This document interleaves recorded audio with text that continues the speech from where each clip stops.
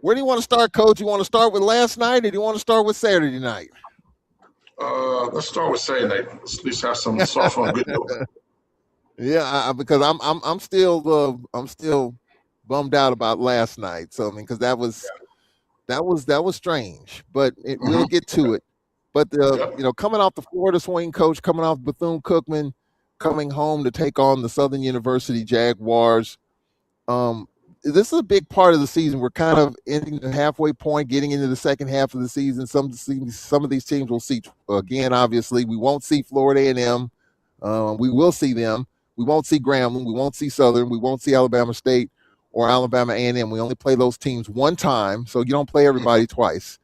But Correct. just coming off the Florida swing, coach, down 23 against Bethune and then cutting it to 8, having somewhat of an opportunity, and then coming home again for a big game against Southern University. And we've talked about this, and I don't know if fans know. And to me, for every sports team, there are the good things, and then there's the bumps in the road in which you have these, and you like the phrase "come to Jesus" meetings, whether it's players, coaches, players, whatever it is. This last week, kind of had a come to Jesus meeting with your players, coming off the tough loss to Bethune, but then trying to get back on track. Just talk about that week from Tuesday when you got back, and that week of work getting ready for Southern University. Well, I think we talked about it earlier in the week, Charles. It was a situation we got off the road on Tuesday, took a day off, came back Wednesday, which is our big work day on Wednesday, and did not have a great day. Just call it plain and simple. Did not have a great day leading to the Southern game. Did have a great work day on that Wednesday. Then Thursday came back and it was equally as bad. So, cut practice short, told these guys need to kind of figure this thing out. They went back, they had a all players meeting, came back Friday a little more focused, and we played really well on Saturday. We played really, really well on Saturday. So I thought, we kind of got things going back on the right track. And then obviously, we know what happened last night.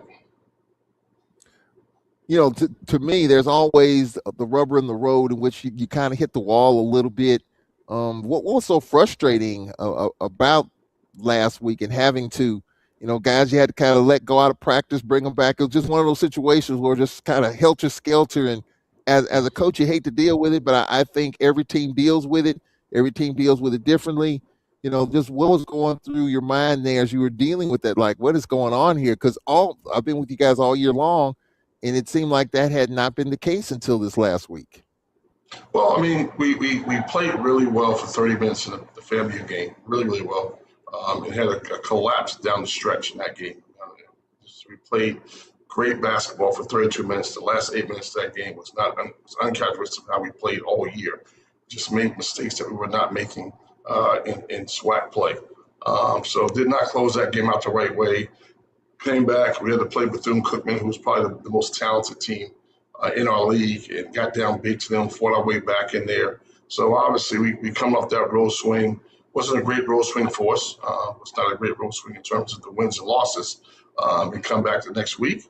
We got to get ready for the Louisiana swing, Southern and Grambling. And these practices leading into those two games are really, really important. And we just did not have our mind. We did not shake off the Florida swing going into our practice on Wednesday.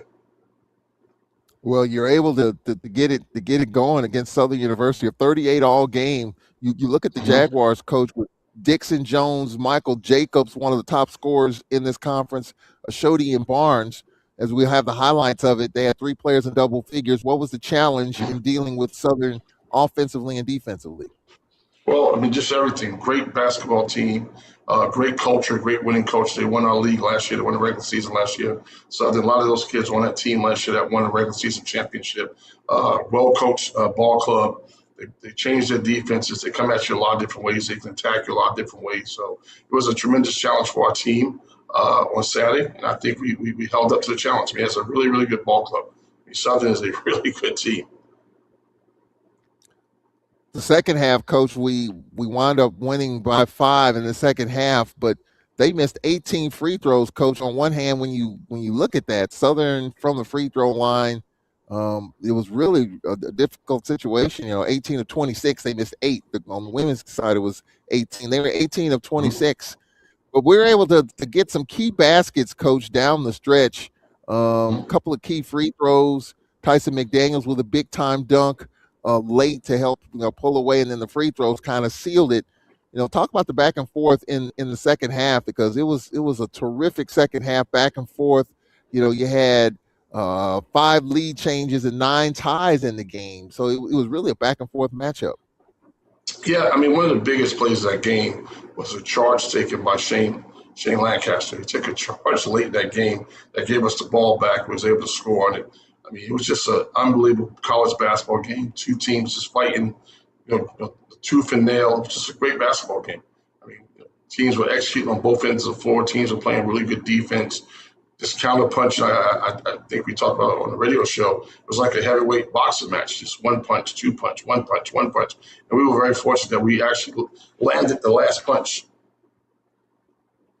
Well, when you look at the the matchup and you look at what was done, Lancaster and Morris, 32 points, and that to me, that if I can remember, that's the first game to me in which both of those two were pretty complimentary of one another. How big are Mhm. those two in terms of being a catalyst for this Braves offense? Shane Lancaster as well as Jameel Morris, a pretty good 1-2 punch went on, and they were on Saturday. But yeah, when they're on, they are very, very good. I mean, they're as good as anybody in the league. When they're in sync, they're playing together. I mean, Shane had 22 points, played really, really well. Obviously, last night that was not the case. That tells you how important he is to our ball club in terms of scoring basketball. I think he went 1 for 7 from the field last night. But when he's on and he's playing well, it gives us an opportunity to take our game to a different level. He played extremely well. Like I said, 22 points was great, but he took a big charge late in that game to get us the ball back. And we just saw that, coach. We saw him Yep, take that charge and getting the crowd yep, fired up. And then yep, Tyson yep. McDaniels with a dunk right there. And Yep. so, it was a 4-point game with 22 seconds left, one of two Mm-hmm. from the free throw line. And now talk about this sequence, coach. It's a 3-point game, and then Southern had the basketball right there, a turnover, which gave them an opportunity. And then we get the ball back. Yeah, I mean, I'm not gonna say typical of our season, but that's kind of how it's been. Turnover, get the ball back.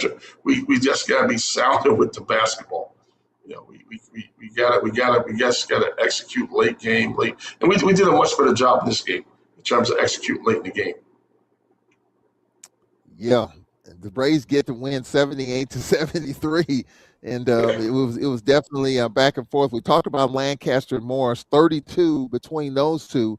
Tyson Mm-hmm. McDaniels, 11-7. And you've talked about this all year, how he's undersized most nights, but what advantage does he have? He's undersized when you look at the tail of the tape, but then Mm-hmm. he plays a lot bigger than his height Mm-hmm. suggests. Just talk about that. Well, I mean, obviously he plays way, way bigger than his 6'6" frame and his poundage and his arm length.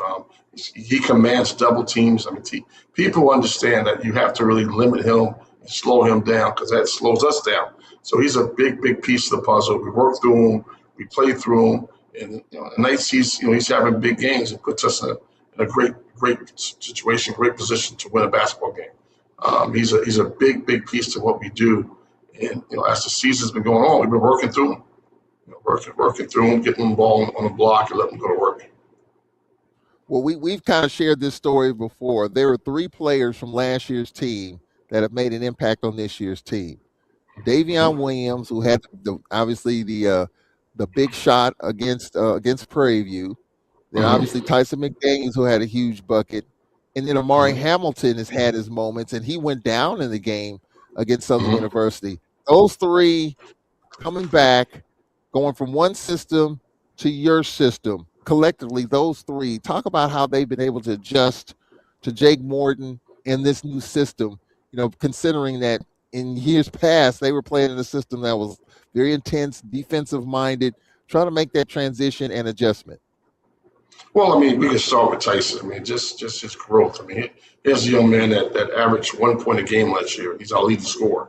That speaks volumes for his dedication to what he's doing, to his craft, to getting in the gym every day, working on his game every day, improving every day in practice. That's just I mean, if you look at his jump, he has one of the biggest jumps in anyone in Division One basketball. Go from one, I think he's having close to 12, 11, well, it's close to 12 points a game. It's almost an 11-point jump in one season. That's just a tribute to him and his effort, his focus. Um, Amari Hamilton, very, very similar. I mean, got hurt last year, was kind of inconsistent, played well early, didn't play much late because his foot injury, kind of inconsistent swag play. We get him to be more consistent. He's had some big games for us to help us win some games down the stretch. And obviously, Davion's a young man who played a lot last year. He's the one that played the most out of all the guys returning. And his thing this year is just his consistency, his ability to be more of a consistent shooter, not turn the basketball over, just be more consistent. I think he's improved in those areas of that consistency piece. And his numbers are actually up all across the board. And they have definitely been a catalyst. In the game against Southern University, you had 5 players in double figures. We talked about the 3 that obviously made a big impact. Nick Woodard, coach, when he's on, he's on, and then there's some games in which he's had his struggles, Yeah, double yeah. figures. And I think Nick Woodard, when he's on, to me, can give you 15 to 18 a game when he's on. Mm-hmm. I'm waiting for Mm-hmm. that. He's had that at times in non-conference. I know you're waiting for that Nick Woodard to show up. Well, the consistent Nick Woodard. I mean, he's done it several times non-conference, done it a few times in our conference play, but the consistency component has not been there. I mean, Nick has not been consistent, and that's the thing that we're hoping that the consistency piece is there. I mean, he has to. He can give you a big game one night, and he comes back the next night. He's kind of real quiet. We just need him to string some things together, be more consistent. But Nick actually does things that impact when he's a big talker. You can hear him talking out there. He's very emotional. Sometimes it's good, sometimes it can be bad, but I like his emotion, and he's a guy that can impact winning. But we need him. We need his play to be more consistent, and that's what you alluded to about one night give you 10, one night give you 20. So we need that consistency component where we're kind of more so going up and down like this. We're kind of going straight across, like this is that 15, 16-point mark, which he's very capable of doing. Very capable of doing that. And then the other one that I'm waiting on, and I don't know you all are as well, but he's giving it all he's got. Travis Roberts, good looking Oh, shot. Teams are playing off of him, giving him an opportunity. I'm just, I'm waiting for 2 or 3 in a row to fall for him. I think once that happens, I think you'll see a Travis Roberts who can give you double figures. yeah, yeah. Well, I'm going to do something differently this week with him in terms of, we do things in the course of the week where guys come in and get shots. I'm going to do something different with him to see if I can get it. His deal is just confidence right now. He's lacking, and I have no idea why. I mean, he has the green light. I mean, he has the green light to shoot it. He's probably our best shooter that's not shooting the ball. I mean, it's baffling to me that he's going into this tank a little bit. But we're going to try to get him out of it. I mean, I'm going to try some things different this week with him, position-wise, and see if it'll work. But we need him. We need him to make shots, which he's great. He's more than capable of doing, which he just has not been doing. But we got to get him to a point where he's feeling better about himself and can make a few shots to help us a little bit. Well, Coach, coming off that Southern game, what was the mood in the locker room? I mean, coming off the tough Florida swing, Southern University, a team that won the regular season a year ago, and you look at Michael Jacobs, one of the top scorers in the conference. And one of the things, Jake Morton, this has been a calling card of your team defensively, whether it's Ruffin of Jackson State, whoever the top player is, top scorer. We got a lot of good scores in this league. You make the adjustment in the second half to where a guy like Ruffin who had 32 in that meeting when we played him, but you're slowing him down in the second half. It seems to me that all the top scorers that we faced, we slow them down in the second half. We make the adjustment. I mean, good players are going to get theirs. But if you slow them Yes, down, you yes. give yourself a chance. And I thought Yeah. we slowed down Jacobs, who had a pretty good start in that game. He was averaging close to 20 coming in. We held him to 13. We definitely Yeah. slowed him down more so when it counted in the second half. That's a tribute to our guys and their focus and their attention to detail with our scouting. Yeah, we've done a pretty good job of that throughout the course of the year. Unlike what happened last night, but we've done a pretty good job of paying attention to our scout, paying attention to the details of what we got to do to stop certain players, who's a shooter, who's not a shooter, can they go left, can they go right. We've been pretty on point with that for the most part. But last night was just kind of a debacle of of who we are. I mean, that was not who we were based on the number of games we played so far this year. Well, 78-73, the Braves with the victory over Southern University. I'm sure an exciting locker room on Saturday, but you got to come back 48 hours. The legendary Davey Whitney used Mm-hmm. to say weird things happen on Monday nights, and that's where upsets happen. You're coming off the Mm-hmm. high, you're playing your rivals most of the time on Saturdays, whether it's at home Mm-hmm. or on the road, and you got to get right back on the horse on Monday. So let's Mm-hmm. let's look at last night, Coach. Grambling State University, a team that beat Jackson 69-66. Another score we're looking at, Roderick Coffey III, the only player that Coach Carey brought with him from Florida A&M. So let's talk about that game, Coach, and or what didn't happen, or what happened, or what didn't happen. I don't know however you want to look at it, Coach. It was kind of a weird night at the office. Well, you said it. I mean, going into the Southern game, we held Jacobs under his average, 7 points, 8 points under his average. Coffee was averaging 13 coming into that game. He got 17, well above his average. He got way too many paint touches. We didn't control him. I mean, it's real simple with that one. We didn't. This is the one night that we did not control one of their main guys. And we've done a pretty good job all season keeping guys under control, certain guys under control, limited touches, limiting positioning on the floor, just a lot of different things that we limit certain guys to, and we did not do a good job with Coffee. He was 4 or 5 points above his average. He touched the paint way too many times off the bounce, and he made things happen for his other guys. I mean, they hit seven threes in the first half. That's we talked about they hit 11 threes against Jackson Saturday night, and they come down and they have 7 threes in the first half. We was off to a really bad start. I mean, getting up 7 threes in the first time. Well, that's not true. Jackson hit 10 on us in the first half up at Jackson. But you can't, this is a team that, they play an analytical game. They're going to shoot threes or shoot layups. So you have to take one thing away. I mean, the 3-point ball is where we put our focus, and we did not do a good job at the first half. We limited them to making 2 threes in the second. But to start the game, them making those numbers of threes, 7 threes, it gave them energy, emotion. It gave them like a burst, so to speak. And that was on us. That was on me as a coach. That was on our players. We knew that was the game plan going in. We could not let those guys get going from the 3-point line. We did the total opposite of what our game plan was going into that game. Well, it was 39-25 at halftime, and you could just tell the legs, the energy, Mm-hmm. all of that.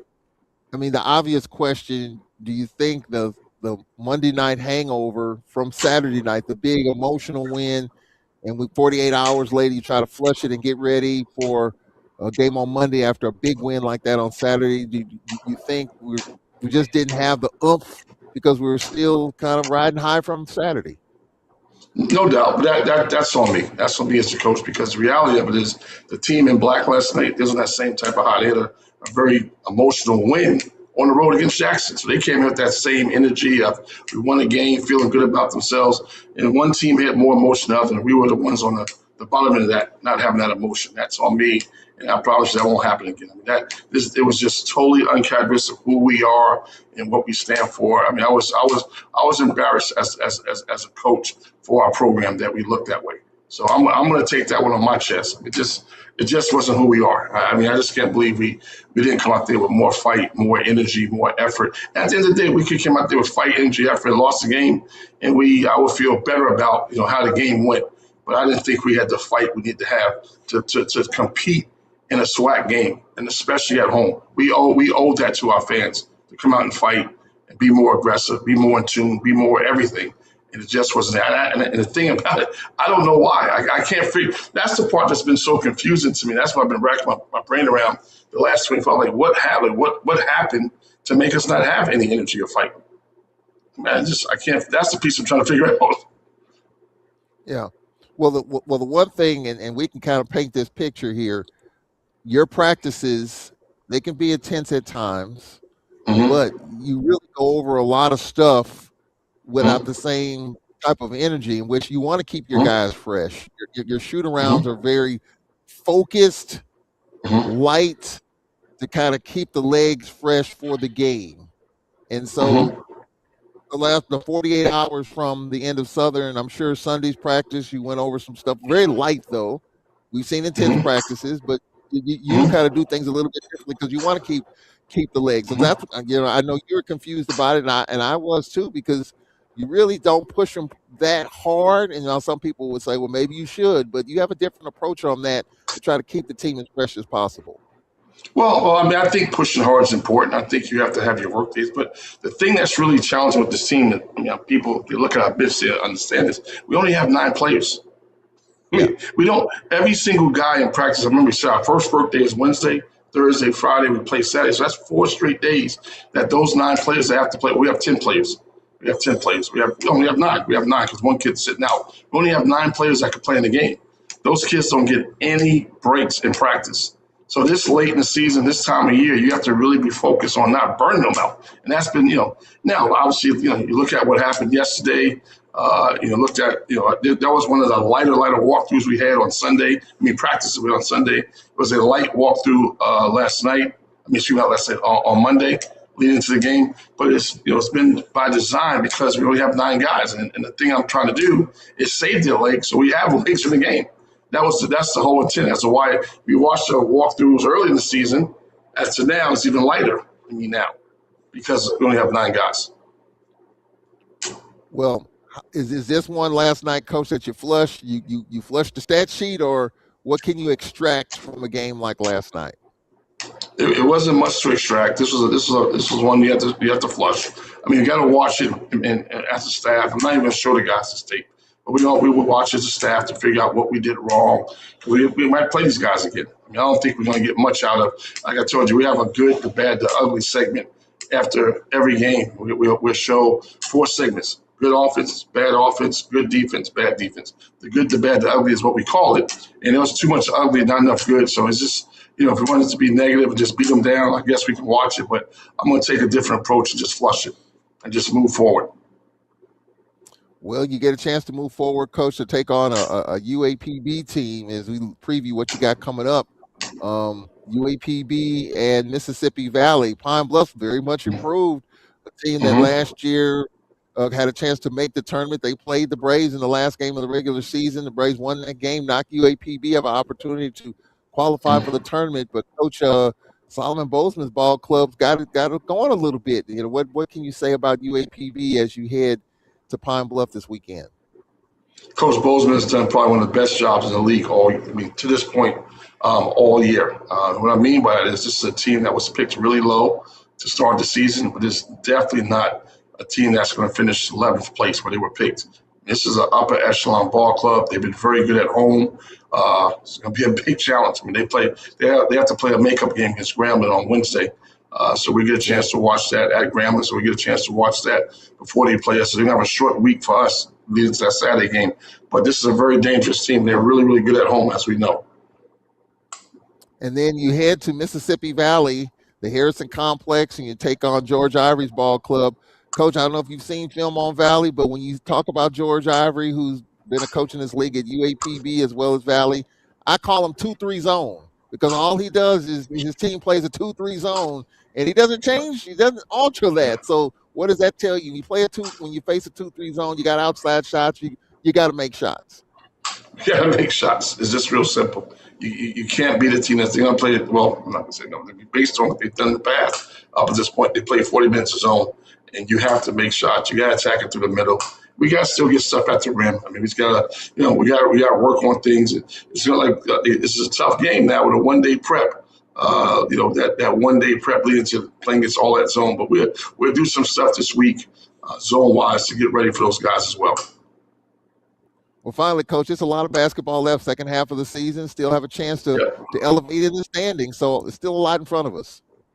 No doubt, a lot in front of us. Like I said, we very disappointed about last night and playing that way in front of our home fans. Once again, another good crowd that came out to support the young guys and support our team. And we have to be better. I have to be better as the leader of this program. We got to be better individually as players. We all have to be accountable for a situation that happened last night. I couldn't stomach that one. That one was tough. Like I said, we can lose a game. We've lost games. We can lose a game, but if we give an effort and we're doing what we can do, and the team beats us, so be it. You shake their hand, you congratulate them, you move on, and you try to improve from it. But that was not the case last night. We did not come to play, and I have no idea why. Well, the good thing is we'll have another crack at them at the end of the season, and that will Mm-hmm. be important.